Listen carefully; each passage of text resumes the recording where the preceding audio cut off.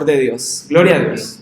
Entonces, ahora sí entramos. Les invito a abrir la Biblia en segunda carta a Timoteo, capítulo 3. Y esta es la segunda de las enseñanzas, amor, belleza y sexo. El domingo pasado veíamos amor en contexto. Y decíamos que amor en contexto es ver el amor de Dios. Segunda Timoteo, capítulo 3. Y amor en contexto, decía la vez pasada, es entender que el amor es decisión, acciones que se toman por otra persona, por un grupo de personas, no importando recibir algo a cambio, y que demuestran eso que uno dice sentir. Eso es amor, porque el amor es acción, es decisión. Y de hecho, por eso es un mandamiento desde el Antiguo Testamento hasta el Nuevo. Desde el Antiguo dice, amen a Dios. Si fuera un simple sentimiento o un querer, no se puede ordenar los querer, pero sí se puede ordenar algo que es una acción, como eso. Entonces, 2 Timoteo 3, hoy vamos a ver amor fuera de contexto. 2 Timoteo 3, voy a leer los primeros 10 versículos mientras tanto. Dice así: también debes saber esto, que en los postreros días vendrán tiempos peligrosos, porque habrá hombres amadores de sí mismo. Ahí va el primer amor.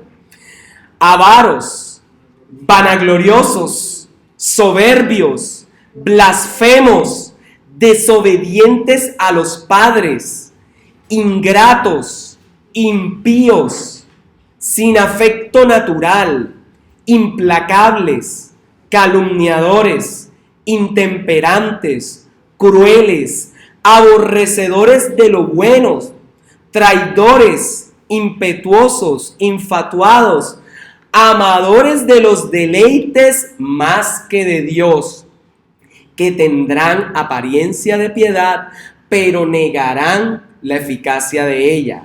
A estos evita, porque estos son los que se meten en las casas y llevan cautivas a las mujercillas cargadas de pecados, arrastradas por diversas concupiscencias. Estas siempre están aprendiendo y nunca pueden llegar al conocimiento de la verdad. Y de la manera que Janes y Jambres resistieron a Moisés, así también estos resisten la verdad, hombres corruptos de entendimiento, réprobos en cuanto a la fe, mas no irán más adelante, porque su insensatez será manifiesta a todos, como también la fue la de aquellos. Pero tú has seguido mi doctrina, conducta, propósito, fe, longanimidad, amor, paciencia, sigamos, persecuciones, padecimientos, como los que me sobrevinieron en Antioquía, en Iconio, en Listra, persecuciones que he sufrido y de todas me ha librado el Señor. Dejémoslo hasta ahí. Y esta mañana hablaban sobre ese texto. Muchas, bueno, es otro, pero que dice lo mismo. Muchas son las aflicciones del justo, pero de todas ellas le libra el Señor. Y aquí Pablo va a decir, bueno, he sufrido persecuciones y de todas me ha librado el Señor. Padre, gracias por tu palabra. Señor, toma esta mañana nuestros corazones y que podamos ver el contexto del amor, pero también ver qué significa fuera de contexto el amor y cómo perjudica. En nombre de Jesús, gracias. Amén. Entonces, la vez pasada yo le hablé de un tipo de amor, de una palabra que venía del griego y era ágape. ¿Y qué significaba ágape? Cuando les dije, significaba un amor abnegado, un amor que no busca, 1 Corintios 13, no busca lo suyo propio, no se envanece, no quiere todo para él. Es ese tipo de amor. Entonces, hoy quiero mostrarle, y les recuerdo que estuvimos trabajando en Juan 13, y en Juan 13 se nos mostraba a Jesús sabiendo que iba a ser entregado ya en la celebración de la Pascua, sabiendo que Judas lo iba a traicionar, lo iba a entregar. y que Pedro le iba a negar. Y con todo y eso, Jesús decide amarlos y les da también el mandamiento de ámense los unos a los otros como yo los he amado. Y enseguida empieza a lavarle los pies y todo. Entonces, en ese momento y en ese contexto, Jesús enseñaba que el amor en contexto es amar a pesar que nos quieran traicionar, que es amar aún conociendo todo el sufrimiento que uno pueda tener, que amar también implica decir la verdad y corregir, como Jesús que le dijo, sí, uno de ustedes me va a entregar, y después le preguntaron, ¿quién? Juan, el que moja conmigo el pan, me lo mete al mismo tiempo, y mostraba que era amar y que iba a dar la vida por ello. Ahora el texto de segunda carta al Timoteo 3 nos va a mostrar 3 amores. El primer amor está en el versículo 2 y es el más fácil de identificar. Dice, amadores de sí mismo. ¿Lo lee en su Biblia? Amadores de sí mismo. Y la palabra que se utiliza ahí, yo les digo, a mí no me gusta utilizar esto del griego, pero para esta enseñanza es necesario. Entonces aquí es como filioutoi, como amor, pero filio, yo les dije que era el otro amor que se usaba en la Biblia, y era amor fraternal, amor de amistad, amor de afecto y cariño. Bueno, aquí es filioutoi. Autoi, cuando usted escucha auto, autómata o algo, es de sí mismo, auto, de yo. Y la palabra que utilizan ahí es amadores de sí mismo, por eso es filioutoi. Es los que se encariñan consigo, los que quieren todo para sí. Esa es la primera. No se preocupen, ahora los vamos a desglosar. La segunda es más difícil de ver. La traducción literal sería amadores o encariñados de la plata, la palabra avaro. Realmente la palabra es filioipoi, que es amador de la plata.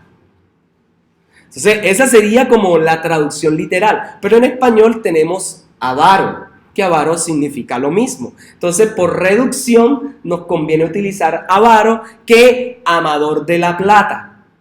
Para eso existe la palabra avaro. Entonces, ahí tenemos esa, amadores de la plata. Y el tercer amor, versículo 4. Búsquelo, versículo 4. ¿Qué palabra cree que es la que viene? ¿Cuál otra habla de amor? Versículo 4. Amadores de los deleites. Y ahí es autoedom. Es como si fuera, filioedom, que es amor de ese fraternal, pero con la otra parte que es hedonismo.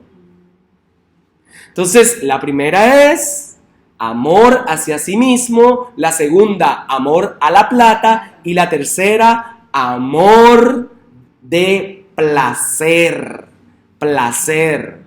Por eso la palabra que utilicen, amadores de los deleites, ahí es encariñados con el placer, más que amadores de Dios, philoutei, que es encariñados o amadores de Dios.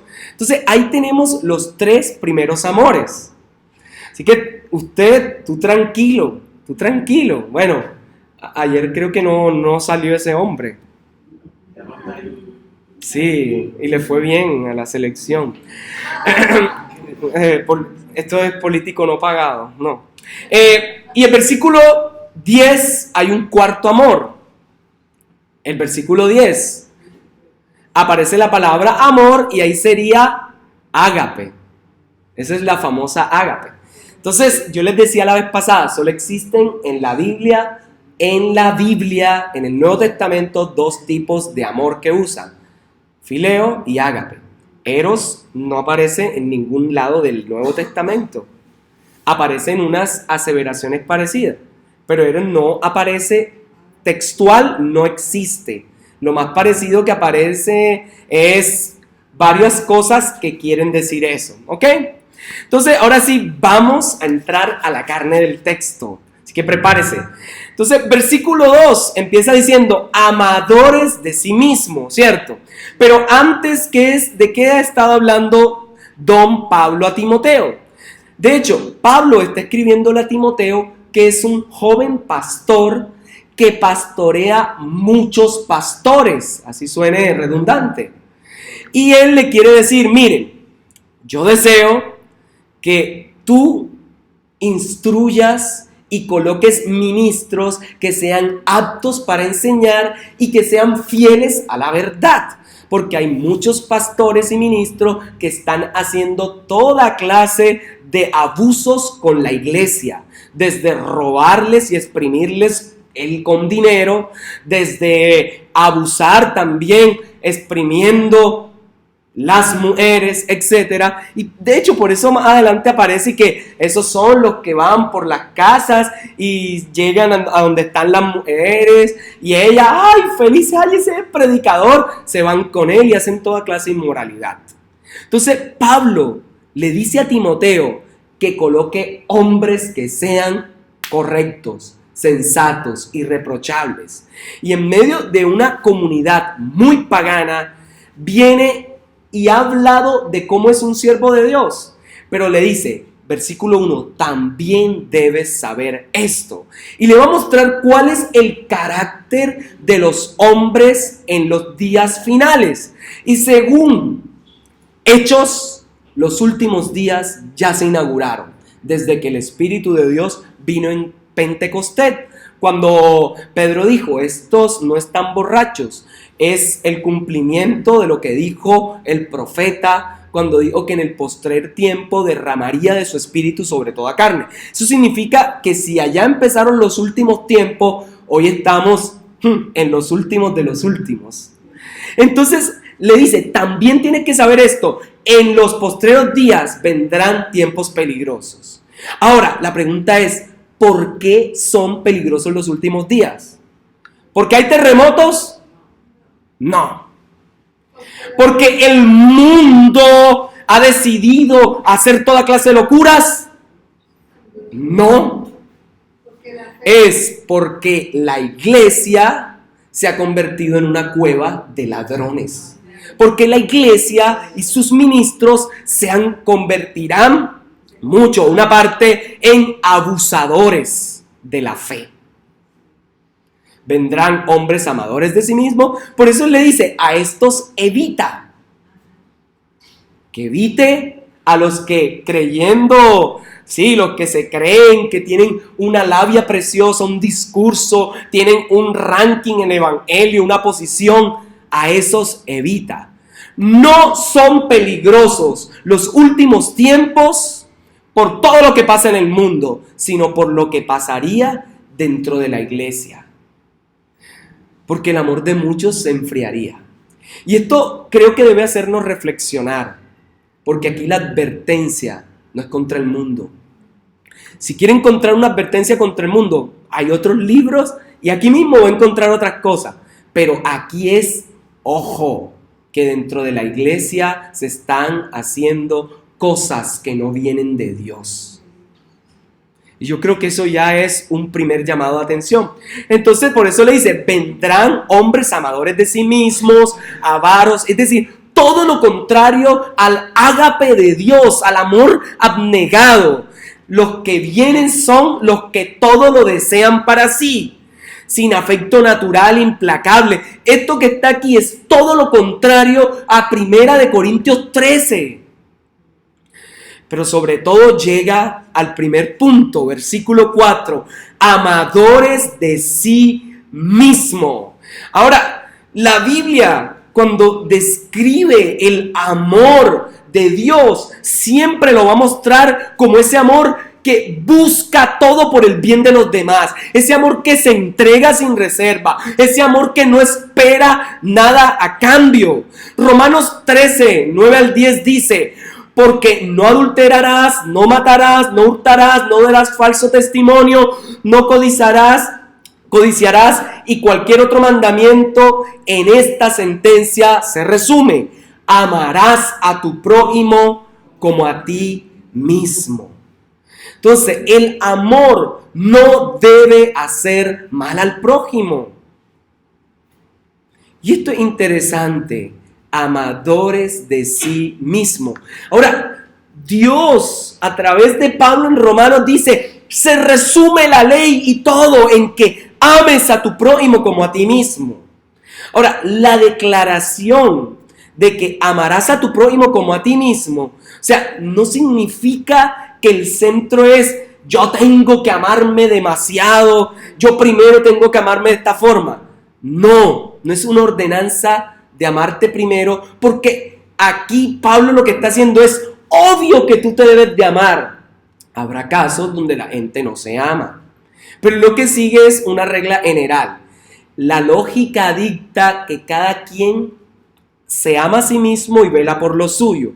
Ahora yo te voy a dar una nueva lógica, le dice Pablo, que no sea lo natural en ti solo amarte, que lo natural en ti sea amar a los demás. ¿Ok? Y podemos probarlo por la escritura, empezando por ese pasaje. Entonces, es natural, es como el chip predeterminado en nosotros que nos amemos a nosotros mismos. Él le va a colocar un nuevo chip diciendo, no se trata de ti, se trata de los demás. Así como tú te amas, ama a los demás. Entonces, el texto tampoco está diciendo, deja de amarte. No. Así como tú naturalmente te amas, por favor, expresa tu amor a los demás. Juan 13, del 34 al 35, dice algo que va a ayudar a ampliar ese concepto y que lo va a llevar de una manera más poderosa. Un mandamiento nuevo os doy. Se supone que era amémonos unos a otros como así mismo. Ahora dice que os améis unos a otros. Ya no es el estándar como así mismo. Dice, como yo os he amado, que también os améis unos a otros. Es decir, Jesús va a empezar a transformar todo. Es decir, el centro del mundo no eres tú. No se trata de ti. Se trata de que ames como yo he amado. ¿Y cuál es el tipo de amor que se utiliza para mostrar el amor de Jesús? El amor ágape, el abnegado. ¿Y cuál es el tipo de amor que normalmente se utiliza en la Biblia para hablar del amor del hombre? Es el amor fileo, que es el amor fraternal, el amor de afecto, cariño, de familia. Entonces, hermanos, el texto en griego está mostrando eso. En español nos deja ver la belleza de su construcción, que nos muestra que el amor se expresa es dándolo a los demás, entregándose por otros, no entregándote por ti mismo, porque no se trata de ti. Ahora, yo sé que ustedes desean sus cosas, como dirían, cada quien desea sus juguetes, claro que sí. Ahora, un ejemplo de esto, la parábola del buen samaritano. Hubo uno que se mostró como el verdadero prójimo. ¿Quién fue? El buen samaritano. Pero pasó un levita, ¿cierto? Pasó un sacerdote y se negaron a prestar la ayuda. Ahora, el fracaso de estos no estuvo en la falta de amor por sí mismo. Más bien pareciera que hubiesen tenido un alto amor por sí mismo, que prefirieron seguir adelante y no amaron al otro. O, si no quieren decir por sí mismos se amaban mucho, o tenían poco amor hacia los demás. Y hay varias conjeturas sobre ese texto que no quisiera tocar. Pero la más sencilla de todas es por la dirección a la que iban. Probablemente apenas iban a ofrecer sacrificios a Dios. Y si tocaban a un herido ensangrentado, según Levítico, quedaría inmundo. Y no podrían ir allá, estar con otras personas, porque al todo el que tocaran iba a ser inmundo, iba a ser una cadena. Entonces dijeron, vamos a obviarlos, vamos a dejarlos y listo. Esa podría ser, pero lo que quiere resaltar ese texto de buen samaritano es que de los que más se esperaba, porque obvio la interpretación anterior, de los que más se esperaba que tuvieran compasión, como son un levita y un sacerdote que se supone que están en contacto con Dios, no hicieron nada. Pero del que menos se esperaba que tuviera compasión por un judío, un samaritano, ese fue el que tuvo compasión.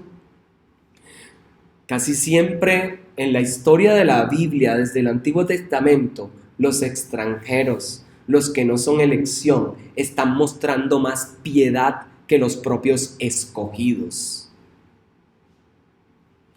Y de hecho, muchas veces pasa eso.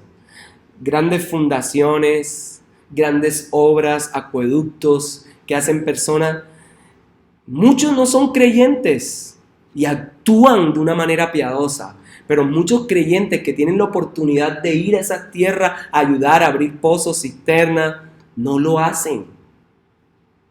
Y eso ya nos empieza a mostrar cómo es nuestro corazón, que a veces queremos estar encerrados en las cuatro paredes, adorar tranquilos a Dios y que más nadie venga. Otra forma de mostrar el amor fuera de contexto, y se los decía la vez pasada, es estar solo los mismos con la misma y no traer a otros para que conozcan a Jesús.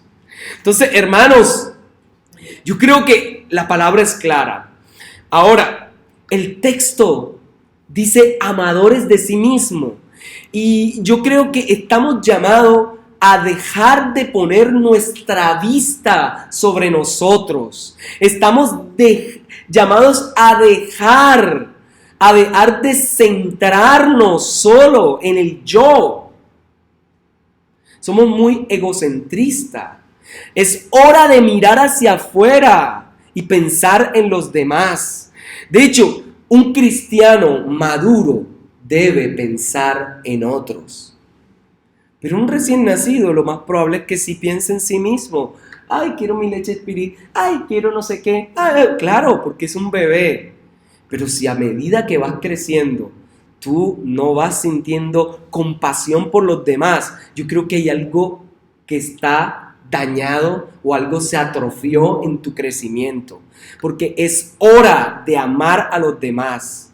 Y el amor fuera de contexto nos enseña que es solo el yo. Pero cuando el amor está en contexto, nos enseña que se trata también de los demás. Ahora, la palabra enseña, no hagáis nada por contienda o por vanagloria. Antes bien, con humildad, estimando cada uno a los demás, dice Filipenses 2, de 3 al 4, como superiores a él mismo, no mirando cada uno por lo suyo propio, sino cada uno mirando también por los de otro. Ahora, ese pasaje nos enseña que el amor también se expresa en ser humilde y no tener más alto concepto de nosotros, que en ser humilde e ir y servir a los demás. Entonces, a mí me encanta eso. Y bueno, para ir cerrando esta primera parte de amadores de sí mismo, primera de Juan 4, 16 al 19 dice: y nosotros hemos conocido y creído el amor que Dios tiene para con nosotros. Dios es amor, y el que permanece en amor, permanece en Dios y Dios en él. En esto se ha perfeccionado el amor en nosotros, para que tengamos confianza en el día del juicio. Pues como Él es, así somos nosotros en este mundo. En el amor no hay temor, sino que el perfecto amor, creo que este se lo saben, echa fuera el temor. Porque el temor lleva en sí castigo, donde el que teme no ha sido perfeccionado en el amor. Nosotros le amamos a Él porque Él nos amó primero. Ahora, todo eso que se oye ahí, normalmente escuchamos, porque en el amor echa fuera todo el temor y decimos, no, así que sigue adelante. Ahora, ¿qué tipo de temor se refiere ahí? Ahí no es cualquier temor, que el amor quita el miedo para que tú avances. No. El texto se está refiriendo a otra cosa. En primer lugar, está hablando de un cristiano que está siendo perfeccionado y ha crecido. Pero está hablando de alguien que se enfrenta a su muerte en el contexto de la primera carta de Juan. Y que es probable que pierda la vida y que no sepa para dónde va si muere. Por eso le dice, miren, si ustedes están en amor, están siendo perfeccionados. Y el perfecto amor echa fuera todo el temor, lo echa fuera todo. ¿Y cuál es el temor? A que en el día del juicio seas condenado. Ese es el temor del cual habla ahí. Entonces, el amor de Dios te aleja de sentir que en el día final tú vayas a perderte. Eso es lo que el texto quiere mostrar. No se trata de cualquier temor. El amor de Dios que se expresó en Jesús para salvación te asegura que aún el día que mueras puedas estar siempre con Él. Y ese es el temor del que nos libra de pensar que nos vamos a perder. Por eso lo dice ahí.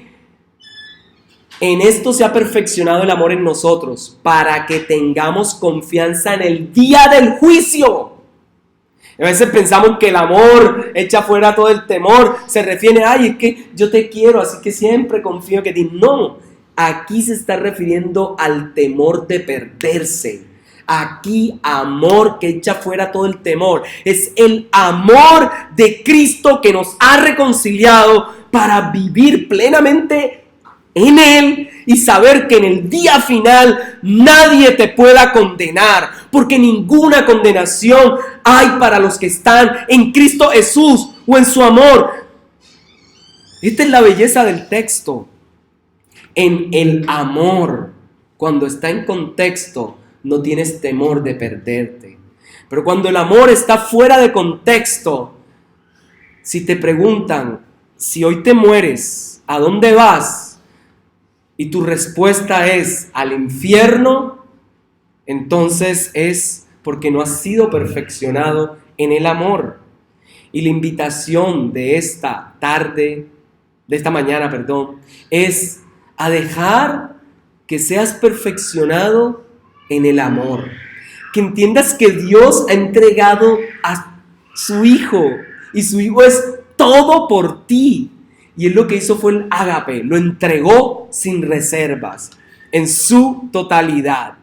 Hermanos, entendamos esto. Ese es el amor con que Dios quiere que nos amemos. Es el amor que se preocupa por el prójimo, no por sí mismo. Es un amor que nos libra del ego. Entonces, el primer amor del cual nos advierte Pablo, que está descontextualizado, es el amor de sí mismo, que es filio auto, que es amadores o encariñados consigo mismo. Pero vamos con el siguiente, avaros, que es encariñados o amadores de la plata, filiupoi, que ese es amadores de la plata. A ver, ¿cuántos les gusta la plata? Aquí lo que se refiere el texto no es que usted tenga ganas legítimas de conseguir dinero. Es que usted, como en el Nuevo Testamento, cuando Jesús en el Sermón de Monte, ponga el dinero sobre todo. Es decir, que el dinero sea lo que haga que usted camine o que usted gire en torno al dinero. Y ese es uno de los grandes problemas de la sociedad de hoy. Casi todo gira en torno al dinero. No, es que quiero comprar tal cosa. Ah, bueno, ¿y tienes plata? De hecho, muchos problemas en los matrimonios son por el dinero. Muchos problemas entre amistades que se han roto son por el dinero, por el amor al dinero. ¿Y no le ha pasado? De hecho, muchas veces cuando usted tiene algo de dinero y de pronto está, vamos a suponer, no sé, voy a dar un ejemplo. Eso no sucede en nuestras familias, ni en Colombia, ni en Cartagena. Muchas veces entre las familias se prestan dinero y se ponen bravos cuando les van a cobrar. Eso no pasa aquí. Bueno, yo no lo he dicho. Eso pasa. Entonces, amadores del dinero. Ahora, la Biblia advierte que tengamos cuidado de amar al dinero. Primera carta a Timoteo 6, versículo 10. Hebreos 13, 5. La Escritura nos advierte que tengamos cuidado, que Él sea el trono nuestro. Pero también la Biblia nos advierte de las riquezas rápidas. Por ejemplo, Proverbios 13:11 nos llama a tener cuidado con enriquecerse y nos deja ver lo pasajera que son. Proverbios 23, del 4 al 5, Eclesiastés 5:10. Entonces, hermanos, Dios nos llama a tener cuidado, mucho cuidado con preferir sobre todas las cosas al dinero. Pero vivimos en una sociedad donde se compra con dinero, sea plástico o sea de papel o metálico, pero se necesita dinero. Algunos han tenido sus teléfonos con dinero, otros sin dinero, se los regalan, ¿cierto? Y Dios es bueno, pero hermano, Dios nos llama a tener mucho cuidado, a no amar el dinero sobre todas las cosas. Ahora, ¿en qué cosas se puede mostrar el amor al dinero? Cosas tan sencillas como esta. Por ejemplo, ¿a cuántos de aquí les gustaría, no sé, que estén caminando en la calle y se encuentren un tiquete del baloto y que ese sea el ganador de los 35,000 millones de pesos? Y mucho, amén, aleluya, y mucho, miren, tengo un testimonio.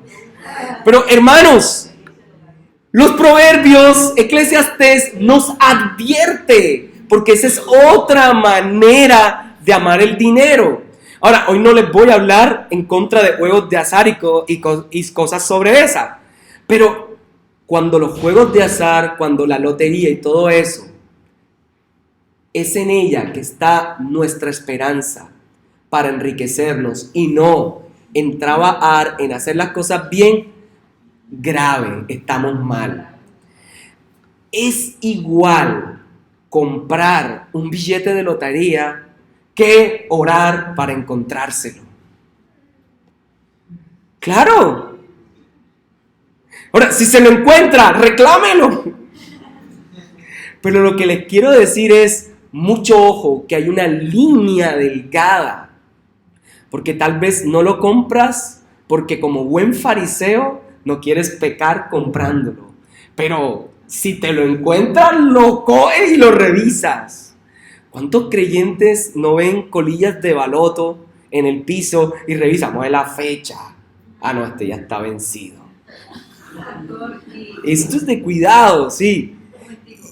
Cuando uno manda un dinero por Supergiro, le piden a uno, yo lo sabía, le piden a uno un número para ver si que va a jugar con la lotería de esa noche y así le reembolsan el dinero que usted envió.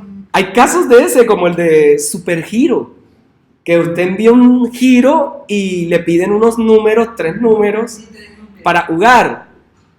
Si usted se lo gana, se lo ganó y ya.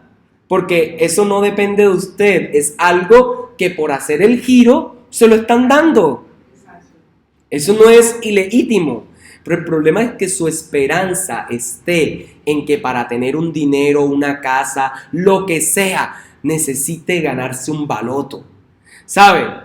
Perdone que se lo diga, pero la esperanza del que no quiere salir adelante está en la lotería. Normalmente una mentalidad pobre busca que, quiero ganármelo, ahora sí voy a poner. Perdonen que se lo diga, pero suele pasar. En cambio, el que piensa como ganador dice, no, yo tengo que crear una empresa e invertir dinero. Tengo que poner, si no tiene plata, mire, el que no tiene plata incluso y tiene mentalidad de rico, de ganador, lo que hace es, no tengo plata ahora, pero vamos a hacer este negocio y vamos a buscar personas que inviertan. Y esa persona lo que hace es tomar el dinero de otros y el riesgo de otros y usarlo para sí. ¿Por qué creen que las grandes constructoras no parten de recursos propios solamente, sino que van a hacer una fiducia, todo el mundo mete la plata y cuando se ha juntado la plata, ellos con el dinero de todos los que han pagado y de su crédito empiezan a construir? Ahí está. Y invierten y van ganando, invierten en una cosa y otra. Hermanos, tengamos cuidado con preferir al dinero sobre todas las cosas, porque muchas veces tenemos dinero y vemos a alguien en necesidad y no le damos nada. Oye, si Dios te dio, ¿por qué no compartirlo? Si Dios te provee, ¿por qué no proveer a otros? Tal vez tú eres el canal para dar. Entonces, hermanos, que nuestra esperanza no esté en el premio gordo, no esté en eso. Les hablaba de un texto en Timoteo, en 1 Timoteo 6:10, porque el amor al dinero es la raíz de todos los males. Raíz de todos los males es el amor al dinero. Algunos se han desviado de la fe y han sido o han acarreado males. Entonces el texto nos va a mostrar que muchos por el amor al dinero se van a alejar de la fe. ¿Y qué es alejarse de la fe? Que prefieren la plata antes que la fe. Y de hecho, a veces es con la fe hacer plata. Sí, hay ministerios platónicos por la plata. Sí, existen noches de plata. Existen martes de plata y plata. Sí, yo creo que tenemos que tener cuidado. Dios sí provee. Dios da pan al que siembra. Dios da semilla al que siembra y pan al que come. Dios provee con tu esfuerzo. Pero Dios no quiere que seas perezoso. Dios no quiere que seas flojo. Te invito a que emprendas tu propio negocio. Te invito a que busques cómo ganar ingresos. Te invito a que logres ganar con tu propio esfuerzo, hermano. Ahora, Mateo 6:24 dice, nadie puede servir a dos señores, pues menospreciará a uno y amará al otro, o querrá a uno y menospreciará al otro. Nadie puede servir a Dios y a las riquezas. La palabra amar ahí es ágape. Nadie puede abnegadamente ser esclavo del dinero. Y de hecho, ahí la palabra riqueza tiene nombre propio. Es el nombre de otro griego, Mamón, que era un dios del dinero. Lástima que se ha dañado por cierto video cortico de una mujer ahí. Pero que habla del dinero y que no, golpea a Mamón entregando más dinero. No, aquí es, aunque efectivamente ese pedacito sí tiene algo correcto. La forma de destronarlo es siendo generoso. Pero del resto no. Hermanos, Dios nos está llamando a amarle sobre todas las cosas. Una de las cosas que también se traduce ahí como avaricia, puede ser otra palabra, y es ese deseo fuerte y egoísta por tener más de algo. Y eso es el significado de codicia. ¿Han conocido a alguien codicioso? Y generalmente el codicioso quiere plata, poder y princesas. Como Salomón. Las 3P, plata, poder y princesas. Hermanos, la Biblia nos advierte a tener cuidado. De hecho, nos dice, no os hagáis tesoros en la tierra, sino haceos tesoros en el cielo. Entonces, hermanos, tengamos mucho cuidado. La palabra entonces aquí es amor por el dinero, encariñados por el dinero. Hermanos, todo lo que nosotros tenemos proviene de Dios. Todo, en última instancia, todo es de Él. La Biblia dice, de Jehová es la tierra y su plenitud. ¿Cómo sigue? El mundo y lo que en él habita. Entonces Dios, si cuida las flores del campo, la hierba que hoy es y mañana no es, ¿cuánto no cuidará de ustedes? Dios tiene el control de las finanzas y Dios a usted le da sabiduría para crear riquezas. Pero no use la sabiduría para amar esas riquezas más que a Dios. Dios le puede dar a usted hoy, decirle, mire, para pagar el semestre, venda fritos. Para pagar el colegio, así fue en mi colegio y en la universidad.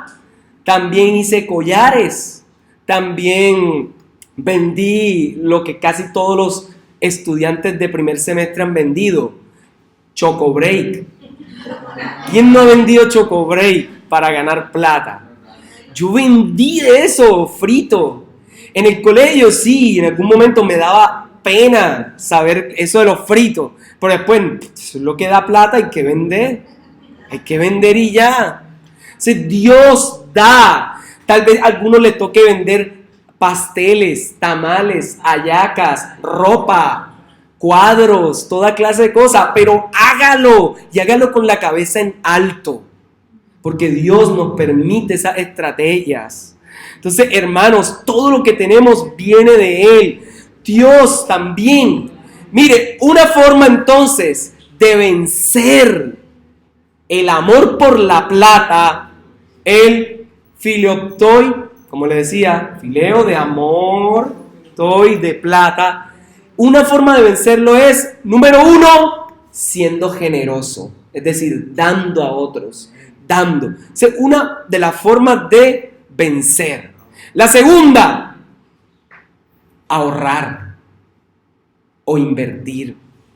Aprende a invertir, aprende a ahorrar, que Dios va a darle sabiduría para que usted pueda guardar para el futuro o invertir para ir ganando mientras ahorra, va a obtener más dinero, pero no que eso sea. Entonces, hermanos, otra manera de mostrar que nuestro amor por el dinero ya no es pagando los impuestos, pagando su predial, pagando las facturas, los servicios públicos. Pero hay muchos que no quieren ni pagar la luz ni el agua y prefieren que le corten todo y vivir colocando los 2 cablecitos en los postes. Y yo creo que esa cultura debe desarraigarse. No sé si usted sabía que mucho dinero se invierte en las empresas de energía reponiendo el cableado que se roban para venderlo. ¿Sí sabía? Muchos municipios quedan sin luz porque viene un vivo cuando hay época donde saben va a haber un corte de luz. Como saben que hay un corte de luz, aprovechan, quitan el cable y se llevan metros y metros de cable. Como no hay energía y va a ser de 24 horas, aprovechan. Se llevan todo lo que puedan de cable. Entonces, hermanos, tengamos mucho cuidado con esto del amor, el dinero. Tercer tipo de amor, según 2 Timoteo 3, en el versículo 4. ¿Cuál aparece? ¿Amadores de qué? ¿De qué cosa? Los deleites. Claro, entonces ese es, yo les decía, fileoedom, que es encariñados o amor por, cierto, el placer. Recuerde que la palabra hedonista viene de ahí. Ahora, no sé, ¿usted ha escuchado alguna vez la doctrina moral hedonista? Que es la que habla acerca del placer y la satisfacción como objetivo superior y final. Es decir, el objetivo de todo debe ser obtener placer, porque el placer es el fundamento de la vida, según los hedonistas. Ahora, yo no sé si usted está de acuerdo con eso. No sé. Pero sí hay que tener mucho cuidado, porque es que Dios sí nos creó con la capacidad de sentir placer, ¿o no? A ver, ¿no siente usted placer al probar la comida que le gusta? Ah, por favor, un sushi home, de allá, vea. ¿Quién no siente disfrutar? Y uno dice, bueno, me quedo corto de plata. Hay hermanos que les gusta esa bebida gaseosa espumosa negra, ¿o no? Hay quienes no saben vivir sin su tinto, pero lo disfrutan. Ahora, no es solo el sabor, sino también el aroma. Díganme ustedes si no disfrutan una buena colonia o aborrecen una mala colonia. Yo conozco quienes vomitan con colonias.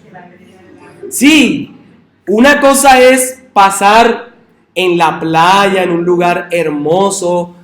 No sé si han ido al Tayrona, ahí, Cabo San Juan. Y otra cosa es ir a la Ciénaga de la Virgen, Cabo la Virgen, ¿no? Son dos olores totalmente diferentes. Entonces, hermanos, nosotros tenemos la capacidad de sentir placer. Ahora, nosotros tenemos que tener cuidado con esto del placer, porque a veces nosotros buscamos el placer como forma de utilizar. Y el amor fuera de contexto es también un amor que busca solo placer. Y el problema de esto es que normalmente el tipo de amor que busca su propio placer o utilizando a otros, lo primero que quiere es busca un fin. Siempre prefiere el resultado que el proceso. Y yo creo que tenemos que tener mucho cuidado. De hecho, no sé si ha leído Samuel cuando iba a buscar rey en reemplazo de Saúl, estaba buscando un rey. Y sus ojos, ¿qué le mostraron? El primer hijo de Dios, ese es. Es grande, fuerte, ese es. Y Dios le dijo, no, ese no es. Y va por el otro, y en un momento Dios le dice, mira, es que yo no miro lo externo, yo no miro lo físico, yo miro el corazón. Y ahí es cuando llega el más chaparrito, monito, bajito, y era David. David es todo lo contrario a Saúl. Saúl era el más grande de todos los israelitas, dice la Biblia. No había otro más alto que él y mejor parecido. Pero David era no era el más bajo de los israelitas, pero era bajito.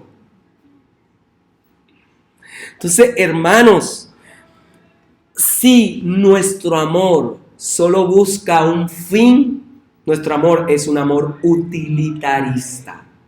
Porque a veces nosotros queremos a una persona solo para que nos proporcione algo.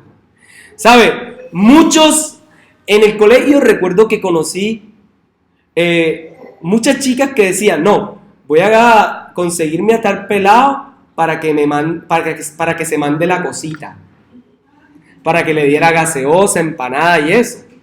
En la universidad ya no era conseguirse a tal muchacho, ya iban por, como le llaman en el argot popular, mandarinoskis. Buscaban hombres que las mantuvieran. Hermanos, eso es utilitarista. Entonces, nosotros no estamos llamados a buscar ese tipo de amor que su enfoque sea solo el fin. Ahora, otro problema de eso es que el enfoque muchas veces es solo lo que se siente, el placer. Y realmente, hermanos, nosotros no podemos ir gobernados por lo que sentimos.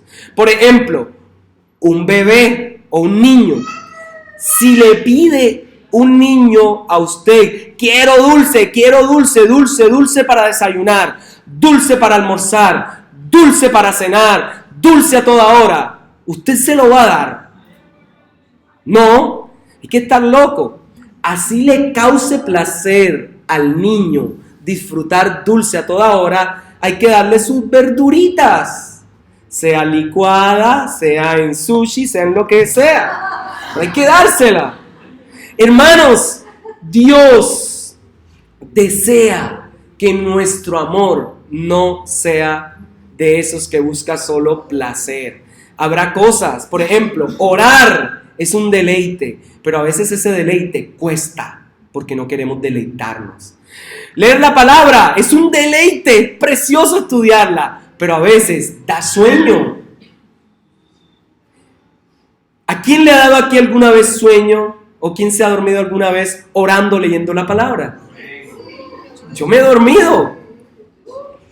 Si no le ha pasado, gloria a Dios. Pero a veces sucede. De hecho, hay quienes se duermen en sermones.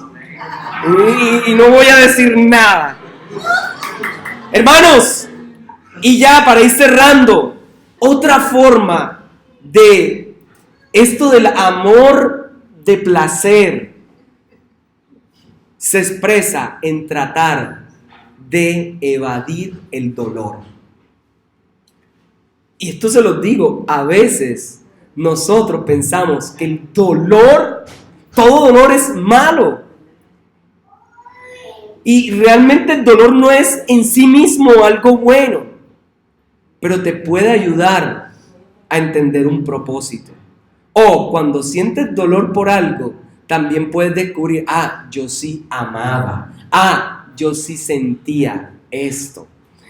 Como le dice alguna vez, nadie sabe lo que tiene hasta que lo ve perdido.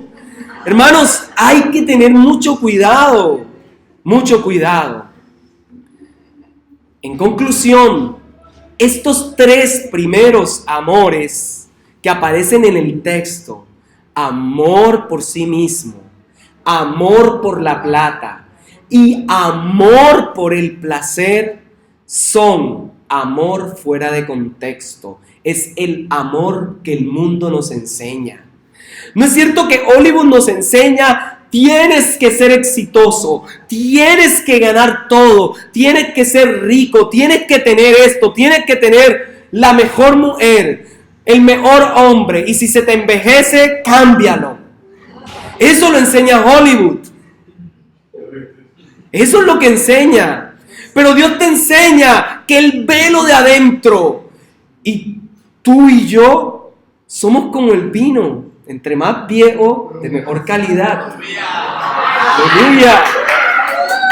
Santo. Hermanos, que Dios nos ayude a entender que Dios también se deleita. Sofonías 3:17 nos dice que Él se goza y se regocija con cantos y alegría. Dice que Jehová está en medio de ti, poderoso, cantará. Dios también siente placer. De seguro Jesús, mientras estuvo en la tierra, sintió placer por cosas, pero también sintió dolor. Le dolió la muerte ¿de quién? De Lázaro. Pero tú también le dueles cuando no andas como debes andar. ¿Sabes? El amor fuera de contexto, que lo vimos en 3 facetas, en 2 Timoteo 3, tiene un contraste en el versículo 10. El versículo 10 empieza, pero, y una de las que utiliza, bueno, creo que es 9, una de las que utiliza es amor, y utiliza el ágape. En contra de amarte a ti mismo, de amar la plata y amar el placer, está el amor abnegado. Y ese es el amor en contexto. El amor fuera de contexto fue el que hizo que Judas entregara al Señor Jesús por 30 monedas de plata. El amor fuera de contexto es el que hace que tú prefieras tu propio bien, que así hayas comido y te hayas dado una porción más de pan, pero te gusta tanto y pasa alguien que te lo pide. El amor fuera de contexto hace que tú no le des a ese otro ese pedazo de pan que tú puedas dar. El amor, cuando está fuera de contexto, no te permite aún amar a los animales. El amor fuera de contexto es el que hace que nosotros, viendo noticias de muerte, muerte, muerte, nuestro corazón se endurezca y no sintamos compasión ni queramos orar. El amor fuera de contexto es el amor que hace que prefieras invertir tu tiempo y perderlo en redes sociales que invertirlo en las redes presenciales. Yo creo que necesitamos recuperar ese amor. El amor debemos colocarlo en su contexto. Y quien lo colocó en contexto fue nuestro Señor Jesús, enseñándonos que entregó todo absolutamente por nosotros. Quiero invitarles a colocarse de pie y adorar.